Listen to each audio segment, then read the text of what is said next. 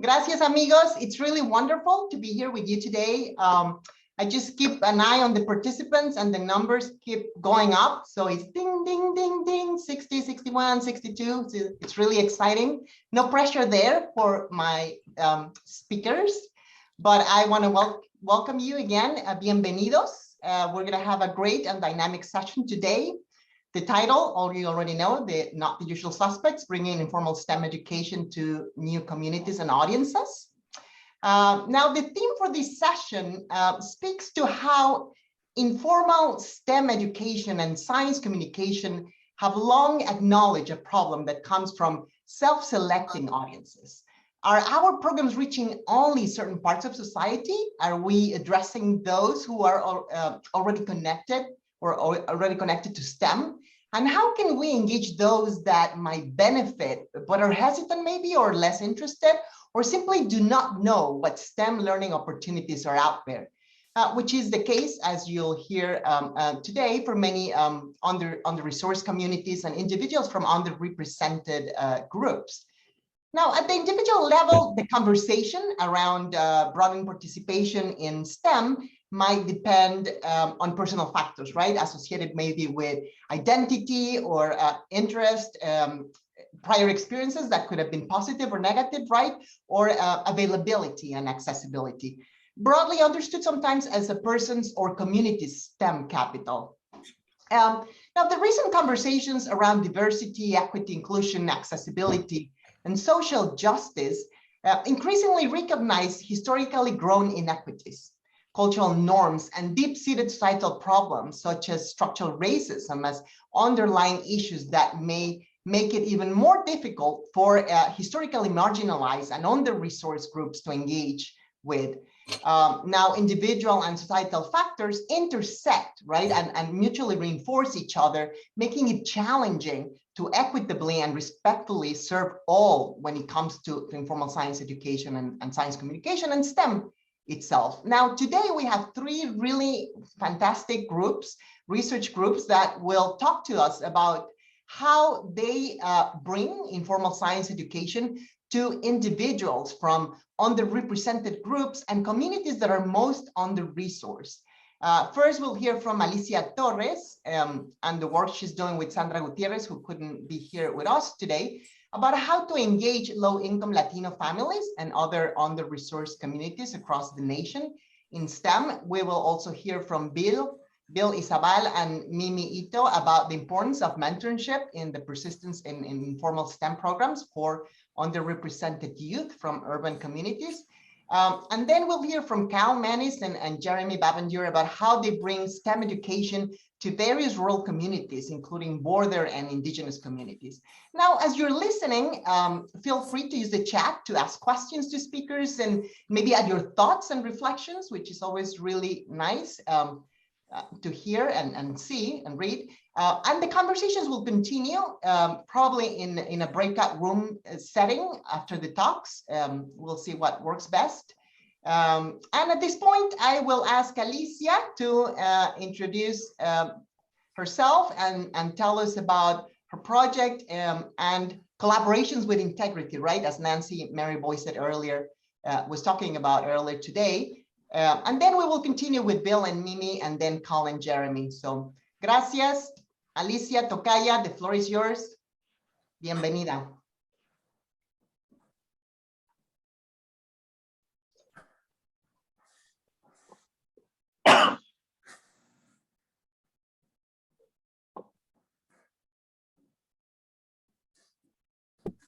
Can you hear me and can you see my screen? Yes, indeed. Wonderful. Okay. So let me get rid of all these other things so that I could see my own screen. Okay. So thank you, Alicia. My name is Alicia Torres. I am the Senior Director of Communication Science at Child Trends. Child Trends is a child development research center. Our partnership has been with Sandra Gutierrez, who is the founder and director of Abriendo Puertas Opening Door program. Sandra was going to be here and had a family emergency, so she sends her apologies, but I will be able to run through her slides also. And I've worked with her with that program for many, many years and am very familiar with it. So I wanted to, what I'm going to talk about is the value of that partnership between a research organization and a community-based organization in order to advance our ASIL goals. And in particular, our program's goals, which has been to ensure access of child development research among under-resourced families throughout the country and people who are less likely to have access to that information. The purpose of us communicating child development science research, especially to parents, is so that we can inform science-based parenting and the uptake of parenting behaviors that have been linked in research to positive child outcomes. So in this process, we have a partnership also with television. I'm sorry, but my slide deck isn't moving forward. Does anyone have to approve that? Hello?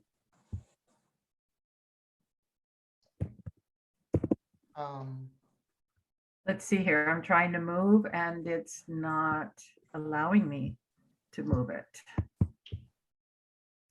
Oh, well. And you're sharing your screen, is that right? Yes, I'm sharing my screen, yes. Are you able to use your arrow keys on your computer? Perhaps that. Let me look, yeah. Yeah, there we go. Okay, so that worked a lot better. Yeah, it took a while. So apologies. So basically our partnership is between the research organization, the community-based organization, and local TV news. Why local TV news? Because local TV news is still the #1 source of information for the majority of adults in the United States, especially those that are lower income, and families of color. So we have a partnership between the these three legs to this triangle that are working together to ensure that we get the right information out through local TV news and through community programs and the Abriendo Puertas program. So I wanted to just highlight, first of all, the framework about strategic communication based on the science of communication. And so here you are on the left-hand side over here, and we know what kind of message we want to send and share with an audience, a specific audience. And frequently, though, we do need to go through a intermediator or a transmission medium. Now, for this communication process to be effective, it begins with first us understanding the target audiences and the transmission or the intermediator, because they have their own goals with respect to the target audience. So what frequently can happen, though, if that research isn't done, is that these messages are designed and disseminated, but the communication process is not complete. The target audience does not interpret it the way we intended, and the transmission medium doesn't necessarily pick it up because they don't find that it is useful to them. So again, it is critical for these kind of public education programs that we align our messages with the audiences. And this is the first level of engagement that we have had with Abriendo Puertas, and the major role that they played is in working with us in terms of research in the communities, the Latino communities throughout the country. Understanding the interest, the needs, the trusted sources of information, so that then we can go back and develop materials that address those needs. And also, in addition to the needs, we have, after we produce these things, we also do focus groups with the intended audiences and this iterative process of ongoing improvement. So we've worked as a research partner. We've looked at what works, what doesn't work, what are the topics, what are the elements of stories that resonate what are the things that trigger adoption of these science-based parenting behaviors, and what are those factors that inhibit learning? And we worked on this and improved our process. And 3 years later, we had our randomized controlled trial and our RCT impact study that found that we were in fact advancing all 3 of our goals: to build knowledge about the science, develop attitudes and value for that science in ways that leads to the adoption of behaviors. By that time, we had reached also 60% TV market penetration, and our average views per story is about 52 million views per story in 118 TV markets throughout the country. We're also in 50% of the top Latino serving and the top Black serving markets of the country. So I think that that is critical. The reason we've been able to do this in Spanish and English has been that partnership that is a critical component. So here is the Abriendo Puertas program. It is the largest Latino parenting program. It started off very small. And as I mentioned earlier in the conversation before the session, they had a randomized controlled trial done that Child Trends conducted for 4 years. And after they had that RCT, they were able to really spread the program throughout the country through Head Start, through early Head Starts, through nonprofits, and through school districts. They, in addition to coordinating the research, they have been able to provide repetition of messages across contexts. And for those of you who have been, who are familiar with that concept, it is that you do need to reinforce messages throughout different contexts so that people see it on TV, they see it in their program, their parenting program, they see it in the museums. So that repetition of message is very important. And to get that message into the community, we have worked with Abriendo Puertas to do that. So just to recap, research and community partnerships are essential to advancing informal STEM learning, whether you're working through the mass media, through social media, community-based programs. They know the audiences, they're trusted research partners, and they can reinforce messages. It is critical to make sure that all of these components are included in the design of an effective communication program and STEM communication, so that we can then improve lives, secure future workforce, build value for science, and an appropriate role for STEM in society.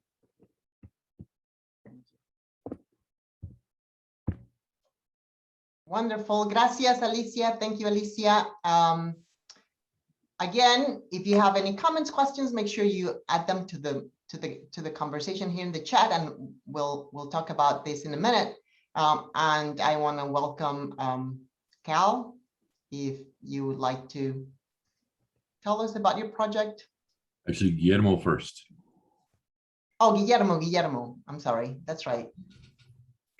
Yeah, it's actually Mimi who's going to get us started from UCI Connected Learning Lab. Mimi, are you on? Yes, I'm here, and I will share our slides. People are able to see that. Yeah, so I'm very happy to be here today representing our ASOL project. We call it All Together now for short, but this is the official title. And to be here with one of our partners in this work, Bill, who will be taking the majority of the time to share the excellent work that he's been doing at LISTO America. Just by way of introduction, I'm Mimi Ito. I direct the Connected Learning Lab at UC Irvine.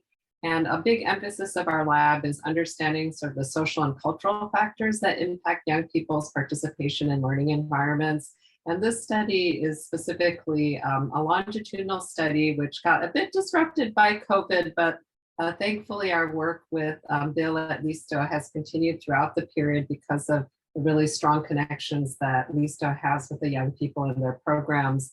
And the, I'll just show the, let's see if I can show the research questions. I won't read them, but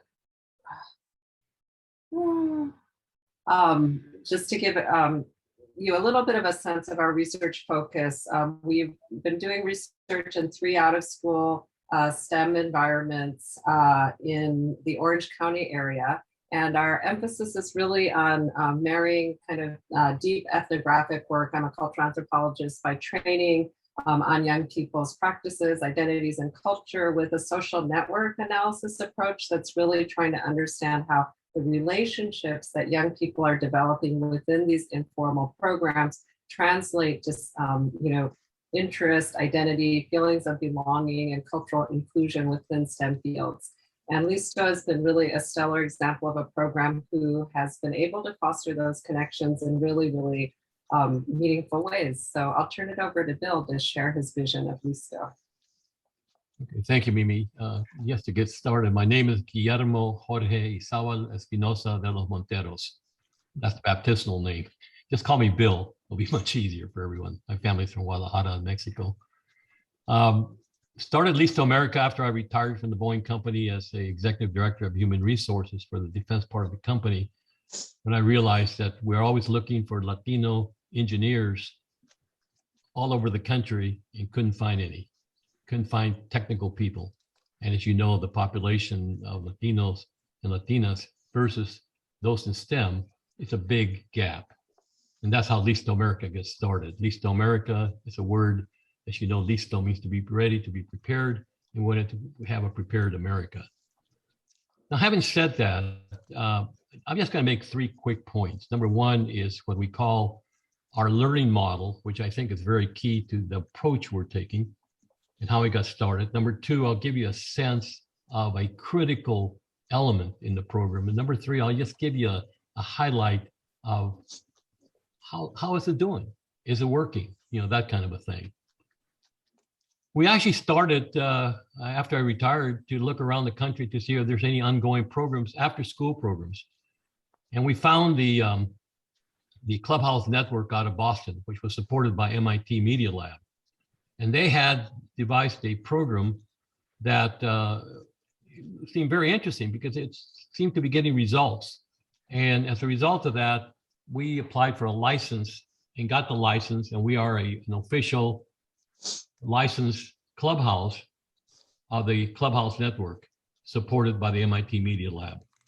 And we took a look at their model, and their model used 4 words. They said it was about play and passion and projects and peers.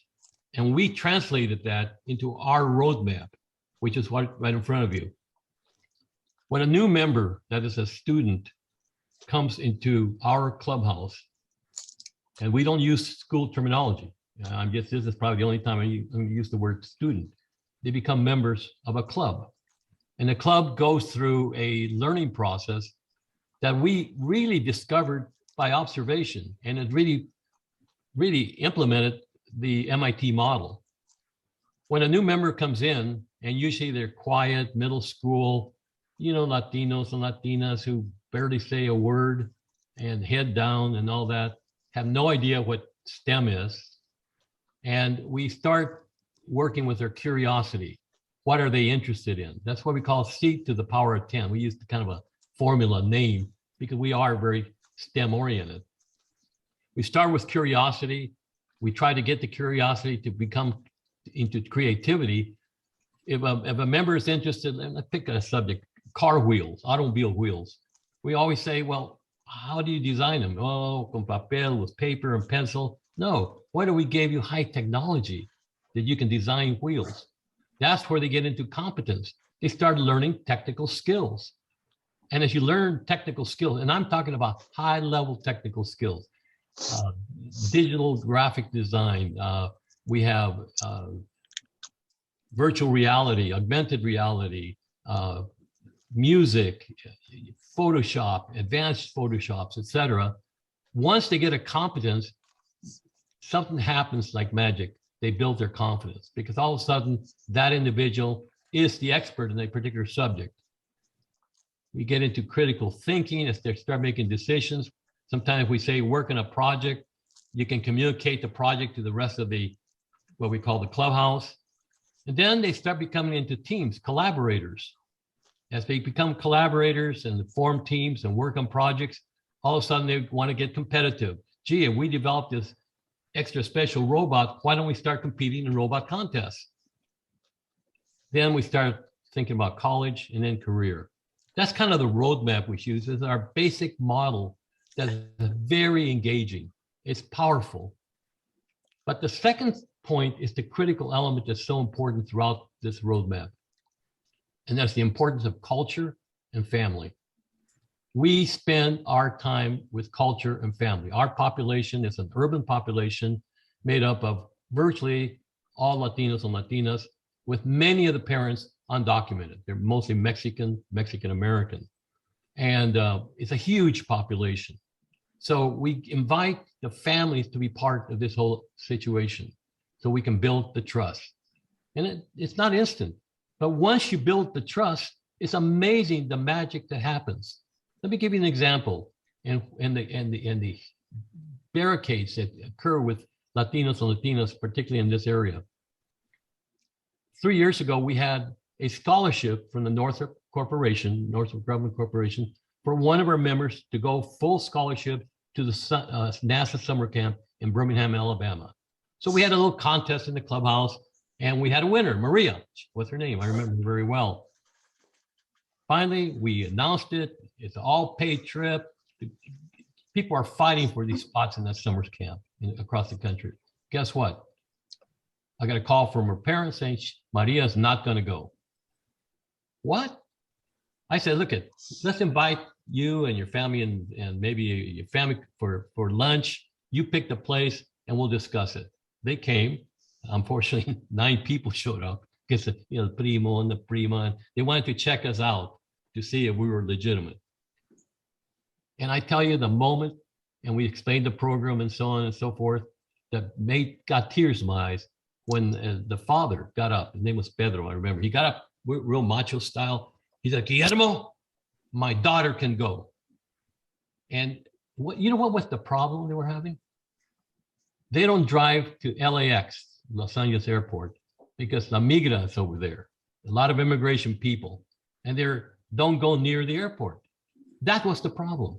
And once we told them, no problem, we'll drive her and we'll have somebody go with her. It changed the world. And those are the barriers that we're able to overcome in the role of family. Now, there's a lot of examples. Obviously, there's no time for here, but that close relationship, instead of celebrating Halloween, we celebrate Dia de los Muertos. And we use the high-tech approach. We use virtual reality, we use graphic design, we use everything to make the artwork and the altar high-tech. And the whole family participates. We have mothers to get together, provide singing and music, some bring food, and it becomes a celebration because we're honoring the culture and the role of family. The last question is, does it work? I'm proud to say we do what works. I'm going to give you just actually 2 examples. One example is the Clubhouse Network does an annual survey of our members. We don't participate as the adults, it's the members themselves. And when they participate in the survey, it goes to a third-party company. It was Iverness Research out of Oregon. They put the information together. And these are the kind of results we got. I was shocked. As an example, there's like 10 or 12 results. I'll give you one. 95% of the boys said they were now interested in pursuing a STEM career. You know what was more interesting? 94% of the girls said they were interested in pursuing a STEM career. That is for a group of kids that did not know what the word STEM meant when they walked in. And the other example would be anecdotal. I'm so proud of Yarin Camacho. I won't mention his last name, I guess I did. Yarin is one of our members that started like every other member, head down, yes, because his parents said go to an after-school program because at least you got some free babysitting, kind of thing. Yarin turned out to be a whiz in math. The good news was he got a 4-year paid scholarship to Johns Hopkins University. He's going to be a mechanical engineering major. And we are concerned about him going away. We talked to the family, and we're going to have one of our mentors check in with him to make sure he stays in the program. It's another engineer that went away to college and was successful. And we want to make sure that that connection stays on, because I'm concerned that he's brilliant. At least America played a role in that. And I don't want him to become a typical dropout. And he's motivated right now, and we want to stay in connection with him and the family. That's what Least America is about. And I'm so proud to be working with Mimi at UCI and the Connected Learning Lab, because it gives us a chance to get some research done on our members. And Mimi has worked with our kids, so she begins to understand what I'm talking about. Mimi, I'm going to give it back to you because I want to watch my time here. Thanks so much, Bill. Yeah, I think Bill has obviously shared and captured the spirit and the sort of asset-based, culturally sustaining, all these words we use in our field and discipline to describe these kinds of environments that we're hoping to build for STEM learners. I think Bill has, shared his vision in a way that certainly as researchers, we don't have the same, we're not as compelling, but we're very happy to be along the ride to kind of tell the story in somewhat different ways from different perspectives. So just sharing a little bit of the quotes from a staff member and a young person in the program, which is sort of an example of some of the in-depth interviews we are doing and trying to understand the texture and the impact of the relationships that are centered around care and family and culture, as Bill has described. So that's just a little glimpse into our work. And I know it's probably time to hand off to the next group.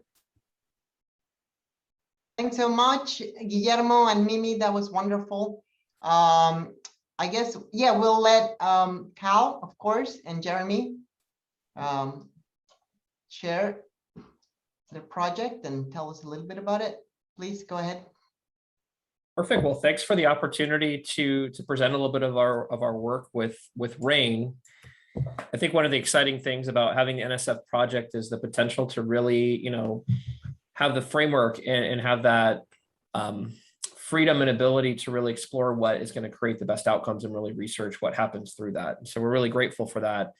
And this one has really been an awesome ride to really explore how do we develop STEM identity, STEM opportunities in rural and remote regions, especially in Arizona. We have a very unique location. Remote is something that is really tied with rural in Arizona. You have some regions that really do not have very many people around there. And so it's really been an interesting opportunity. I grew up in an urban area to really learn from that, but to have a phenomenal team. And so Cal's going to get more in the weeds. One of those pieces, he has probably driven over 200,000 miles throughout this project in terms of really spending the time to roll up his sleeves and be into those communities.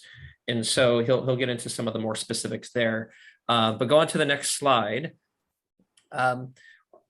Great thing about this is we have a phenomenal research and evaluation team that's really helped us really look at what are the outcomes, what has happened throughout the process. And so these partners are listed through there that have allowed us to do this, from ASU, Arizona Science Center, SciTech Institute, Center for Lifelong Learning, Karen Peterman, and UT Health. And so with that, wanted to go on to the next slide in terms of the primary takeaways from RAIN. And I think with this, I want to pass it over to Cal, because he can really give a better sense of what has been happening in those communities to really evolve it into working dynamics of what's happened. And then I'll jump back into more about the sustainability and next steps of the project moving forward. So take it away, Cal. Thanks, Jeremy. So my name is Cal Manis, and I'm the project director for RAIN. It's been an interesting experience. Actually, we're in our fifth year. So we've been at this for a little while. One of the biggest pieces was figuring out how to create place-based partnerships where we as the PI team didn't provide dictates, but we co-developed. So this is one of those interesting comments. Actually, we had this comment a little bit earlier today about flexible outcomes, because while we wanted to increase STEM identity, we weren't exactly sure how that would happen, but we did want it to be place-based. And so these are the three big takeaways. Like consistency, you have to be seen as one of us, right? Not an outsider. If you want to have any sort of buy-in at a level below the STPs, so the same 10 people, the STPs. So in small communities, there are influencers. Typically, they're not your elected officials or the executive directors. They're significantly below that. You have to find them, and then they have to see you as not a parachutist, but a partner. So you have to really be there for events. You have to be a part of the community. You have to provide kind of a value added. That's not just you coming in taking data or you bringing in the newest and coolest, but helping to guide conversation and point to some ideas and serve as a mentorship. But that's consistency. Also, you have to be able to do that not only through the grant period, but beyond. So you're not there just because you got a grant. It might be the initial first step, but 4.5, 5 years later, the grant funding is over. What are you going to be gone? If you're not, that you're part of the community, that you're one of us, then you can be relied on. Also, if you say you're going to do something, you have to do it. You can't just come up with an excuse. It doesn't matter that it's 200 or 300 miles away and it's only for an hour. If you said you're going to do it, you have to do it. The other piece is really to continually look for those influencers, because over time that changes. People change jobs, they leave, they move, other people move in, they want to be involved. It has to be a dynamic. It can't be a static group that makes decisions. We used a model that has been extremely effective in Arizona that was designed around the early childhood health and education program. So it's called First Things First here in Arizona. They have 28 regions. They're all place-based. At the state level hub, they allocate money to each of those, and funds are decided within the scope of their focus. Funds are distributed locally and only locally. So we took that model and we drew in the regional directors of each of the regions that we work in. So that was actually, it helped to give us some backbone. These folks actually knew what they were doing because they'd been doing it for a while, and they helped us to build these local programs. We did rely on relationships, and especially initially, that we had already had in existence. I live and work in remote regions of the state, and so I had a number of relationships already built. We leveraged those. Jeremy leveraged others. We really worked to build from the bottom up. One of the things that it did give us is a very wide view of what rural STEM identity could be and what the systematic, system changes to get from where folks were, where there was a lot of discontent and a separation, a disconnect between folks that think science is what's done in school, not what they do. And we started to see a shift from what's done in school to what I do, which I thought was quite of a big shift in some of these very conservative areas. It also opened up other opportunities which we had not anticipated and lead into some sustainability pieces, which Jeremy's going to talk about.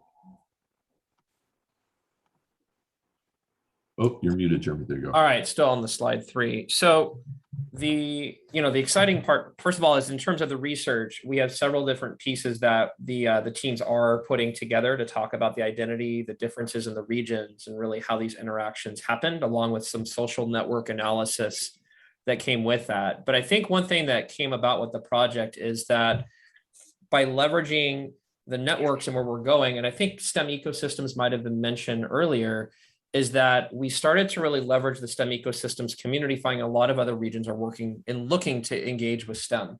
And so through this, we've been able to pull together a national working group, practice group around STEM. And that's now been meeting once a month. We actually had a summit digitally that brought groups together. So if there's people on the call that would like to now be part of this ongoing discussion, put your emails in the chat and we can invite you to be part of that conversation. But we are also working to hold a larger conference in about a year to really share outcomes of rural and STEM. And I think that's something important, is to really put these pieces together and pull groups of what's happening. But other sustainability pieces have been great, is that other projects have been able to leverage the network. So I see Ray Osman's on the call. There was a NASA grant that's been funded that is now leveraging the best practices and what we're doing with RAIN to continue it going on. We've been able to leverage money from a local community foundation, Arizona Community Foundation, to put in money to continue the support. And we're also potentially on the budget from our senator's office, Kirsten Sinema, to help hopefully support continuation of building out this ecosystem with an emphasis in the rural communities. So there's a lot of potential of what's been created in terms of that broadening participation. Want to mention, I think we're also, if you want to talk more specifically, we have a poster session, and I'd be remiss to not also mention, I think a lot of us are in these situations, we're on multiple projects. And so we also are part of a new project to broaden participation with autism in museums. And so Monet Verbeck, who's also on the chat, she can put in where we're going to be for the poster session for that. But be remiss not to mention that. But there's really a lot of great opportunities in terms of what's happened. So I want to put it back over to Cal to follow up with the final slide on terms of what these outcomes are. So I just wanted to give everybody kind of a perspective of the regions that we worked in. This is a very rough map of Arizona. The southern part of this is Mexico. The eastern part to the right is New Mexico. So we worked along predominantly the eastern side of the state, very remote, very rural, very mountainous. Lots of snow in the wintertime, which most people don't think happens in Arizona, but it does. We covered an area of about 23,000 square miles, which is the size of West Virginia, or twice the size of Maryland for those on the East Coast. But with a total of around 300,000 people that live in these areas. There's 3 tribal nations that we worked with. We were really looking with 4 things: identity, local perception, impact of place-based decision-making, and the role of ground-up networks. We ended up doing over 250 local convenings and funded around 125 different projects. All were local. So I know I'm taking up a lot of time. I'm going to just really briefly go through some of these, just because the picture says 1,000 words, right? So these are pictures.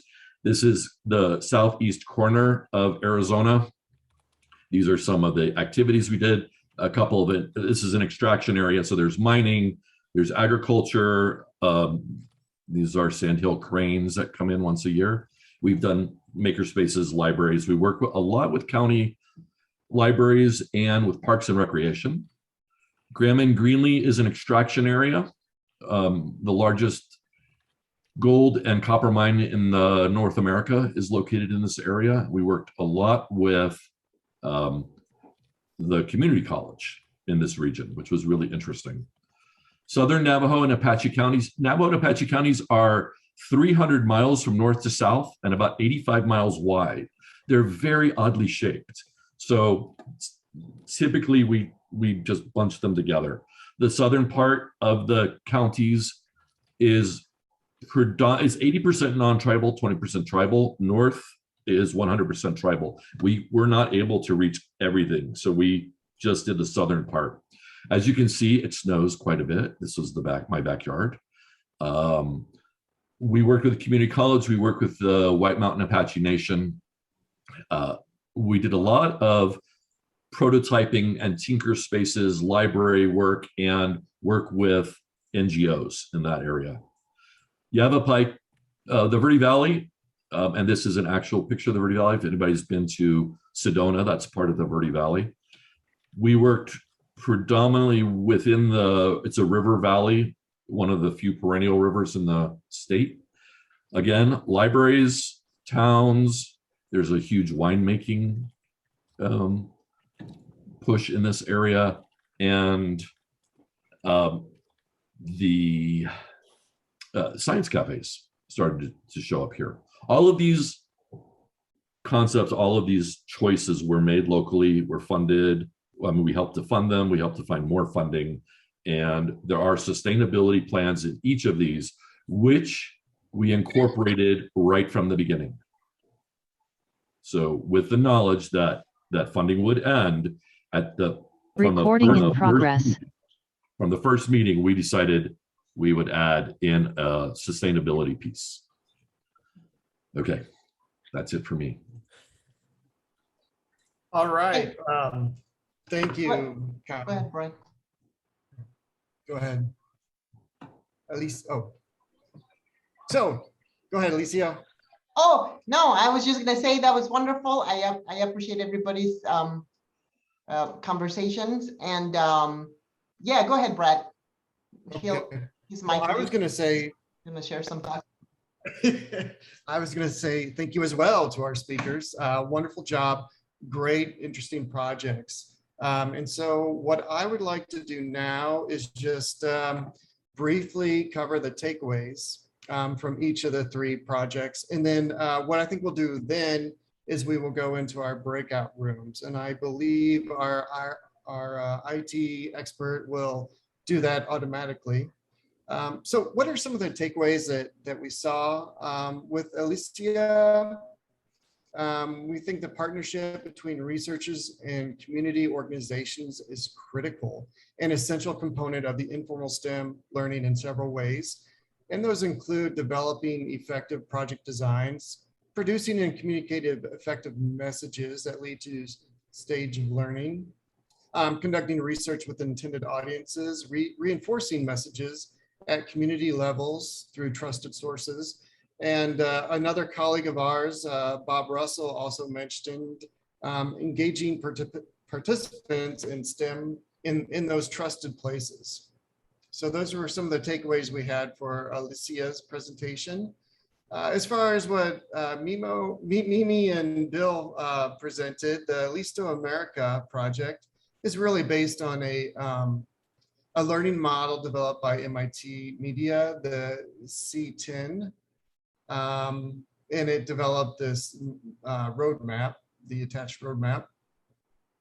A critical factor in the program's success is the role of the cultural family component.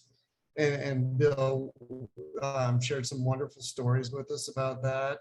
And then the learning model is effective as it applies to Latinx demographic populations, as evidenced by third-party surveys and the data they've seen. And then Jeremy and Kyle presented the RAIN project. And again, they shared the 4 guiding questions about change in rural communities. And those are identity, local perception, impact of place-based decisions, and the role of ground-up networks. Ground-up networks, not ground. So starting from the ground up, we're not going to grind them up. Also, we noted that consistency helps to build relationships. The project team must include people like us. And also, Cal noted that you need to be a partner, not a parachute. And that means to attend all regional meetings, attend events and visit programs, get involved and set the stage for sustainability. So with that, again, thanks all our speakers and thank you everyone for attending the session.